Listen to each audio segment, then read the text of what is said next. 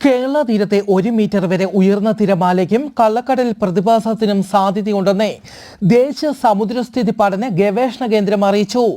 കടൽക്ഷോഭം രൂക്ഷമാകാൻ സാധ്യതയുള്ളതിനാൽ അപകട മേഖലകളിൽ നിന്ന് മാറി താമസിക്കണമെന്നും മത്സ്യബന്ധന ബോട്ടുകളും വള്ളങ്ങളും ഹാർബറിൽ സുരക്ഷിതമായി കെട്ടിയിട്ട് സൂക്ഷിക്കുക. ബീച്ചിലേക്കുള്ള യാത്രകളും കടലിറങ്ങിയുള്ള വിനോദങ്ങളും പൂർണ്ണമായും ഒഴിവാക്കണമെന്നും അറിയിച്ചു. കേരള കർണാടക തീരങ്ങളിൽ ഇന്ന് മത്സ്യബന്ധനത്തിന് പോകരുതെന്നും കാലാവസ്ഥ മുന്നറിയിപ്പ്. കേരളത്തിൽ കനത്ത മഴയ്ക്ക് സാധ്യത. ശ്രീലങ്കയ്ക്ക് സമീപം അടുത്തയാഴ്ചയോടെ പുതിയ ചക്രവാത ചുഴി രൂപപ്പെടുന്നു. ഈ ചക്രവാത ചുഴി കേരളത്തിൽ കനത്ത മഴയ്ക്ക് കാരണമാകും. വരും മണിക്കൂറിൽ കേരളത്തിലെ കാസർഗോഡ് ജില്ലയിലെ ഒറ്റപ്പെട്ടയിടങ്ങളിൽ മഴയ്ക്കും മണിക്കൂറിൽ 40 കിലോമീറ്റർ വരെ വേഗതയിൽ കാറ്റിനും സാധ്യത. തിരുവനന്തപുരം, കൊല്ലം, പത്തനംതിട്ട, ആലപ്പുഴ, കോട്ടയം, ഇടുക്കി, എറണാകുളം, തൃശൂർ, മലപ്പുറം, കോഴിക്കോട്, വയനാട്, കണ്ണൂർ ജില്ലകളിലെ ഒറ്റപ്പെട്ടയിടങ്ങളിൽ നേരിയ മഴയ്ക്കും സാധ്യത.